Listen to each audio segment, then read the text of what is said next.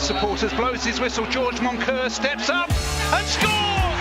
Bottom corner of the net, the goalkeeper was very close, and it's John. He lets in a low cross, and a Smith turn in, and Leyton Orient are back on level terms. He'll come to James, he shoots! Oh, and a goal from Tom James!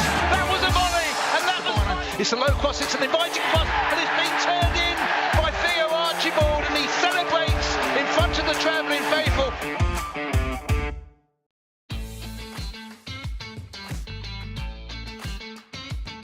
East London is looking beautiful. The birds are singing and Leyton Orient are champions.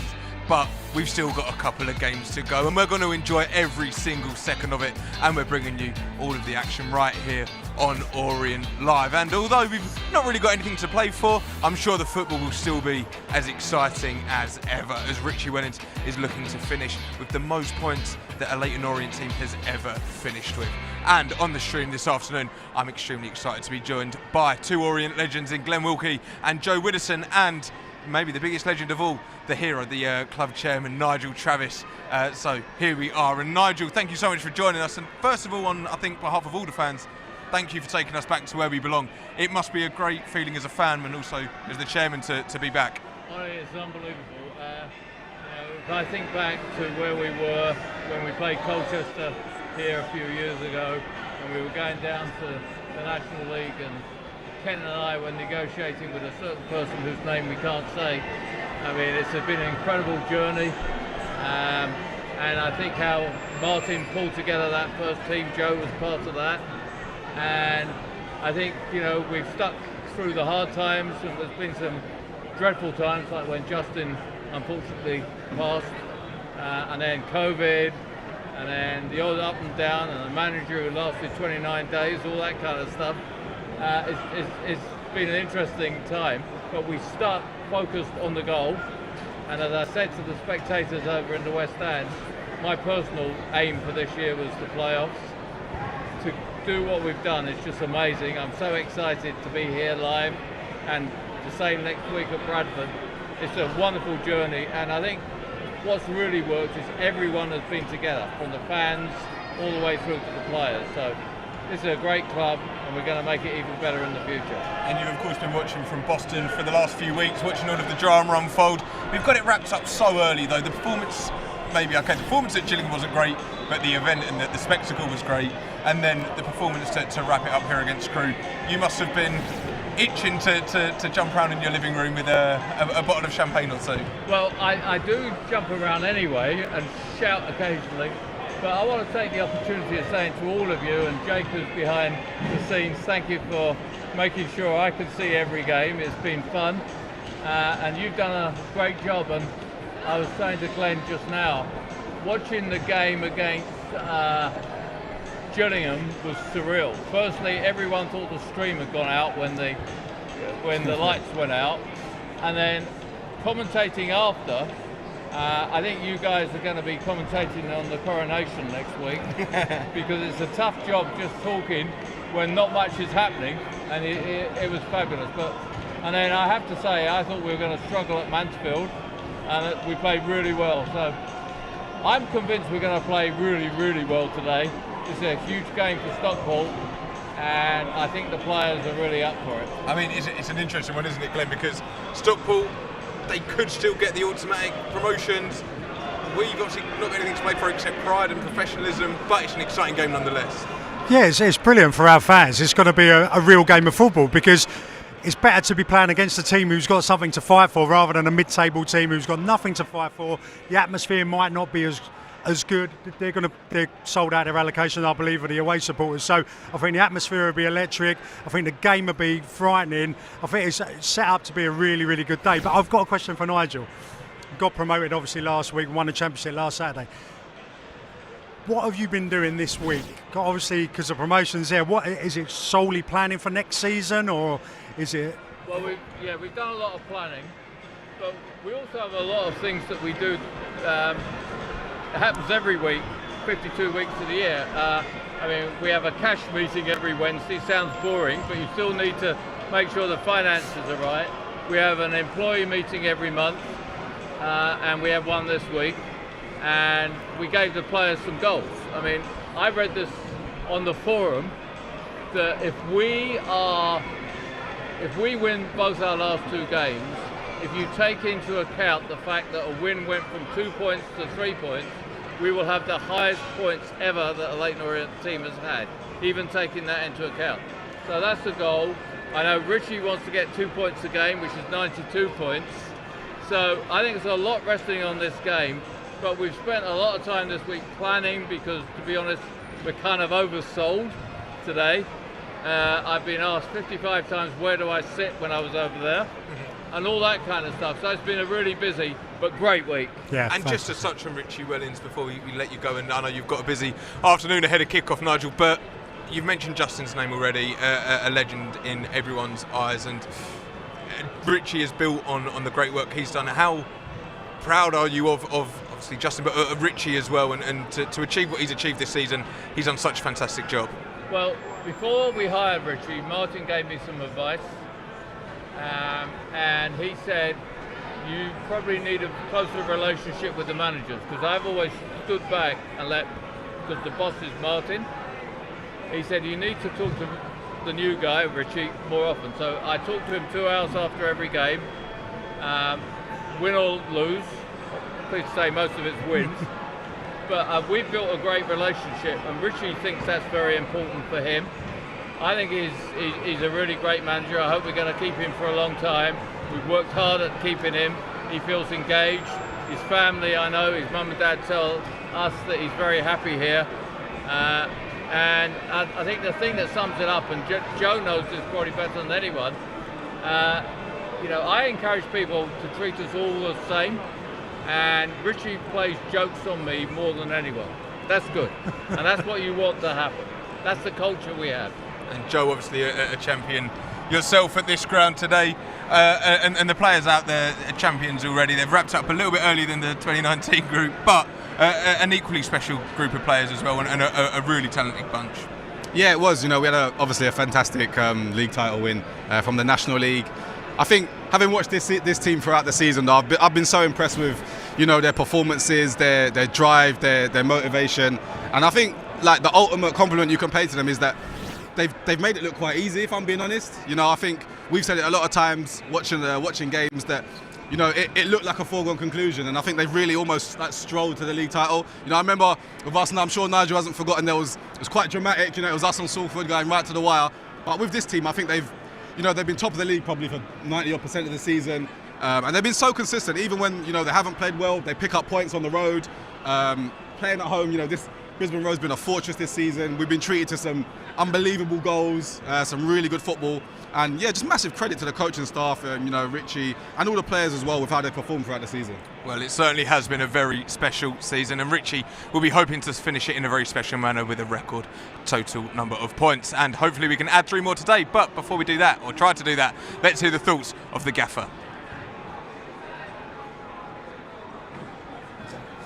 Back onto obviously matters at hand. I think your team showed Tuesday night that just because we're champions and the season is wrapped up in that sense doesn't mean that there's not pride to play for. And tomorrow with the trophy presentation in E10 and Stockport in town, I'm sure your team will go out there and try and get another 3 points.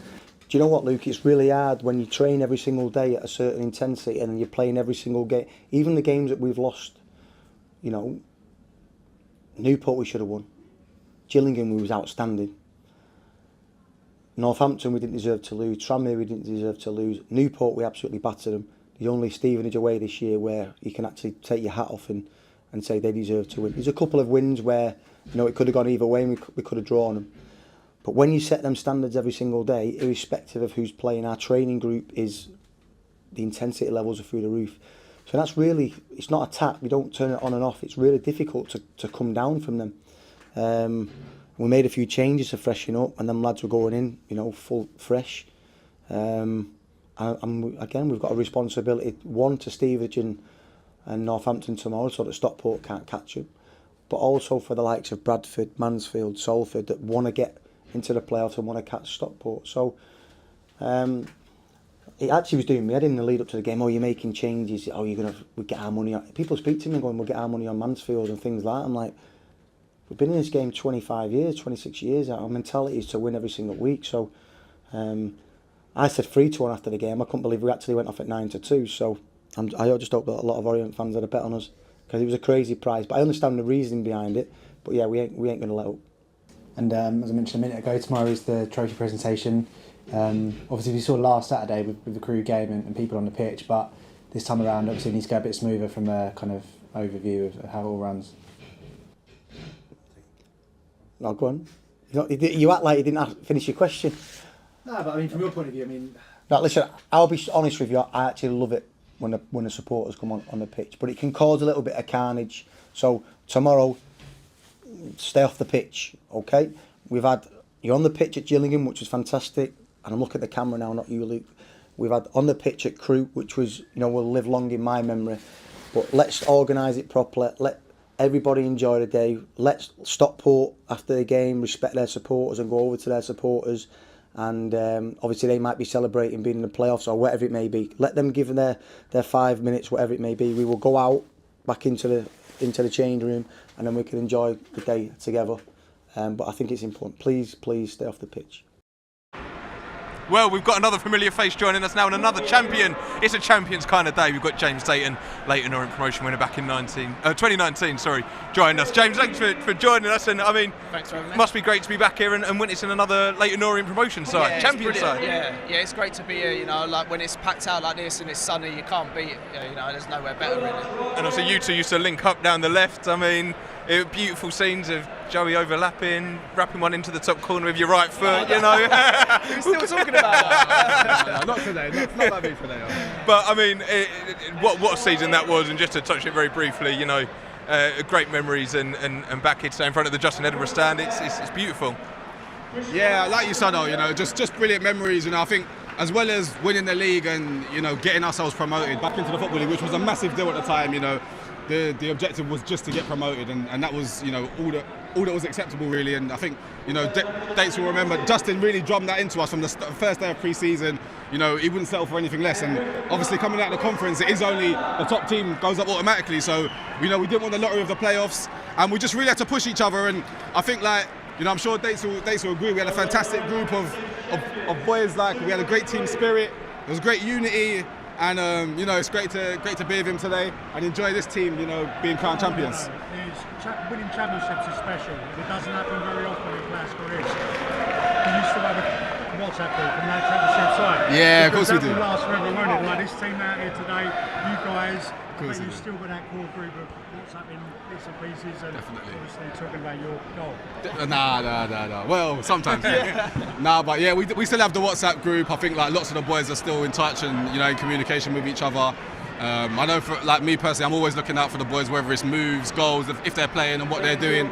So yeah, once you have that connection, and like you said, for me it was the only promotion I ever had. Few relegations, which I want to try and forget, but that promotion, is a day that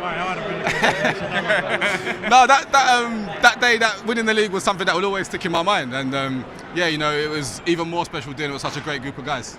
Well, let's take a quick run through the Leyton Orient starting 11 for this afternoon's fixture. And in goal for the O's with the record number of clean sheets in a league season is number 22, Lawrence Bigaroo. It's the Welsh wizard, number 2, Tom James. It's the little Irish magician, number 7, Paul Smith. The Cypriot legend, number 10, Ruel Sotiriou. The beautiful number 14, George Moncur. The midfield general, number 15, Idris El Mazouni. The skipper, number 18, Darren Pratley. The warrior at the back, number 19, Omar Beckles. In at left back this afternoon, number 32, Rob Hunt. And partner in Omar Beckles, number 33, Jamie McCart.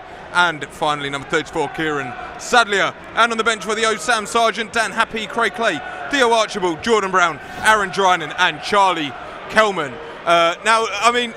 It's a very different circumstances to the Braintree game back here in 2019, where I think we were basically up, but we weren't. But to have it wrapped up so early, these players are just got to go out there and enjoy themselves today, James. Yeah, 100%. You mentioned the game against Braintree. I was injured, and the atmosphere around was very tense. You was obviously playing, Joe, and really tense. I know the crowd are good here, but they weren't, full blast, and it was really it was a real strange atmosphere. And then, like you said, just to get it over the line, was then the party sort of started. But now, like I've walked in here today and it's bouncing, and that's how it should be. And they'll love that. The lads will be buzzing off that, and playing in front of this. Like I've said before, sunny day here, full capacities. There ain't much better really in league football. Well, the party's been going for about 9 months, you could say, Glenn, but really it's been going for a good 3 or 4 weeks. Maybe from that Carlisle game, you could say that we knew we were up. How weird is it to come into a game and listen, the real fan. I was confident. Even watching them, I wasn't so sure. But how weird is it to come into these final 2 games, Bradford next week as well? Absolutely no pressure. We can do whatever we want. We haven't even spoken about the football yet. No one, there's no pressure. It's really interesting. You win the league with 3 games to go. How do you get the players motivated? How do you get them up for it? After last Saturday's game, I had a chat with Richie Wellington's dad upstairs, and we were having a chat about it, and I said, what do you think you'll do in the last 3 games? I said, would you be happy with 3 points? He said, my son will not accept that. He said, he will not accept that.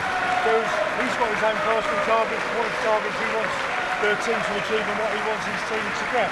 So he will keep driving them and he'll keep pushing them, even in them last 3 games. They won Tuesday night, which was a complete shock. I thought we wouldn't, but they've gone out and done that. And then today, for me, is even bigger. Like with Stockport up in and around it, they can still get automatic promotion. So it's a big game today, and it's an occasion. Last home game, full house. People were outside begging for tickets. There's none available at the moment. I think it's a really exciting time, and I fully expect us to win today. Well, hopefully so. And if we want to win, we want to get some goals. And looking at the starting lineup, the one player in there that, well, there's a few, obviously Paul Smith, but the one player that is in there that could get some goals is a certain Royal Satiriu, who scored on Tuesday night. You obviously probably remember him as a little 16-year-old about the place. He's had a fantastic season. He could, if he has a good afternoon, reach double digits, and what a season he's had. Yeah, he's been really good. He's come on leaps and bounds. I think he started off the season a little bit slow. He's in and out of the team. I think Richie maybe wasn't too convinced about his best position, but in recent games he's really shown what he's about. He's been playing with such confidence, obviously scoring goals, assisting goals. But it's not just his goal scoring. I think his all-round game has been. He's shown real maturity and improved in many different parts, particularly out of possession. His combining, his general football intelligence, I think, has improved a lot. So I think that's probably a lot to do with the coaching and the work that Richie's done with him this season. But dates will remember, he was always a really talented boy, and this season I think he's made massive strides in his development. So looking forward to seeing him today. What do you remember of a young 17, 18-year-old Royal Satiriu around the training grounds? I just remember him being raw, no fear, tenacious. It's obviously a massive comparison, but he reminds me a lot of a Luis Suarez. Just constantly, never giving a defender a minute. He's just always on it, and like I said, fearless, tenacious, and it's been hard for me to see games as well this season. But speaking to Joey, he said, he's come on, he's game intelligence, and obviously Richie's coaching and the staff's coaching has brought him on. And I mean, the Cypriot Suarez has got a ring to it, and he might turn out for Barcelona one day still. They need him. But let's hope he don't bite anyone today. I'm sure he won't. But when he's got the players playing behind him as well, you imagine he'll be leading the line. But with George Moncur, Kieran Sadley and Paul Smith behind him, my word, it must be fairly easy as a striker. Maybe not for me, but for Royal Satiriu, it must be lovely to have those 3 behind you. Oh, best team, like I said last week, we've got the best defence, best goalkeeper, best midfield and best forwards in the league. That's why we've gone out and won the league. When you've got a great side and you're winning games and everyone's confident, it's easier to play football regardless of who's behind you. We've seen it over the previous 6, 8, 10 weeks where there's been an injury or a suspension and somebody's come in, they're fitted in seamlessly, they've settled in the side, they know their job, they've got on with their job, and they're playing in a winning team, and it makes it so much easier when you are playing in a winning team. You're coming in and you're near the bottom of the league, if things are not going well, it's a real struggle. I've been there, you guys have probably been there as well. Well, you have, being relegated 3 times. So, but it's really good, and like every single player, like we've spoken about Ruel, but anyone on that pitch today, El Mizuni, Pratley, all those guys have done so well the whole season, whether they're playing with a knock, results of or the game's been 0-0 for a long period of time and they keep digging at it, keep working hard, they just find ways to win games, and They are champions, they deserve to be champions. Every single one of the squad's been key. The ground staff, the backroom staff, everyone. This is their championship, it's not only the players.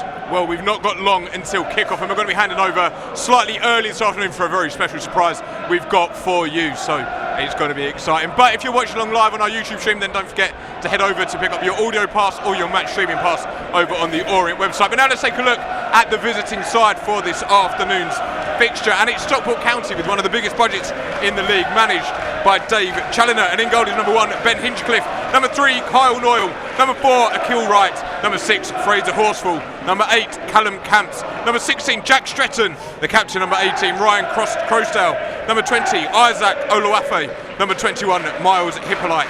Number 23, Chris Hussey. And 31, Joe Lewis.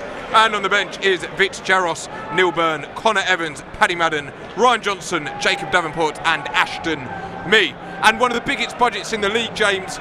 They were tipped as favourites after coming up last year. A very good manager, but as this side's shown, you don't need the biggest budget, you need the biggest heart. And that's what we've got, and maybe they haven't shown this season.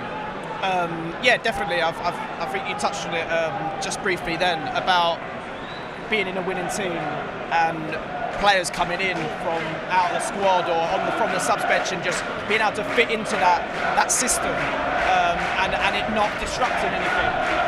That is massive for me. Like I said, I can't comment on Stockport and how they've done it, but looking at Orient and what you've spoken about is basically, they've got a great squad and anyone can come into that team, that starting 11 at any point and just carry on like no changes have happened. So maybe with Stockport this season it hasn't been like that. People come in and they maybe haven't performed, so maybe that's why they are. They started the season really, really slowly, didn't they? They were sort of bottom 4, bottom 5 for the last portion of that, but then they've gone on this run, and I don't know what their run is now. Is it 12 or 13 games? I don't think they've lost 13 games, I believe. But they're drawing a lot of games and talking to their supporters before, like me and Ollie did.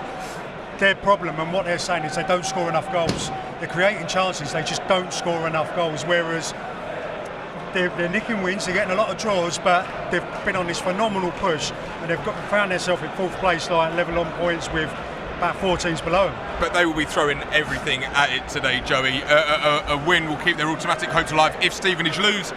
Playoffs is obviously the aim, they want to build momentum. Yeah, massively. I think like a club of Stockport size, with their fan base as well, the expectation is for them to be competing for promotion, definitely. It certainly is. Well, I think it's time to hand over to our match commentary team of Dave Victor and Matt Hitchcock, and Stockport are making their way out to the field to form the Guard of Honour for the champions. But thank you for joining us pre-match. We'll be back at half-time, but enjoy this first half and drink it in because the O's are champions. Up the O's.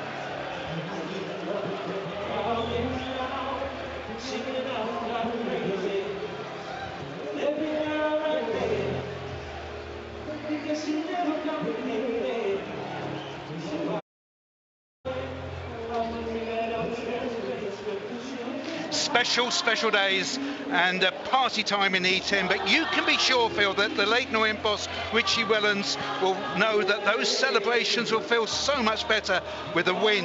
Orient's home record, the best in the division, just 1 defeat in 15 wins, but it's Stockport County, today's visitors, who need the points. Dave Chandler's side currently 4th. They're 1 place, 4 points behind Stevenage, who occupy the final automatic promotion place. They have 2 games yet to play.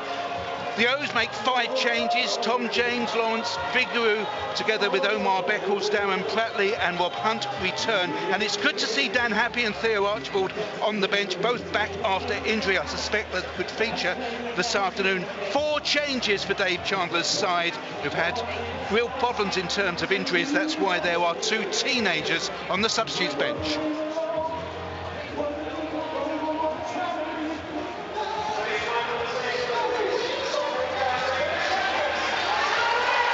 Absolutely, Phil, it feels so emotional. We've got flames bursting up into the air from the centre of the pitch here at Brisbane Road, and a guard of honour for the champions. They have been outstanding throughout the season, thanks to the fantastic leadership of Super Richie Wellens. Leyton Orient are champions, and Brisbane Road celebrates.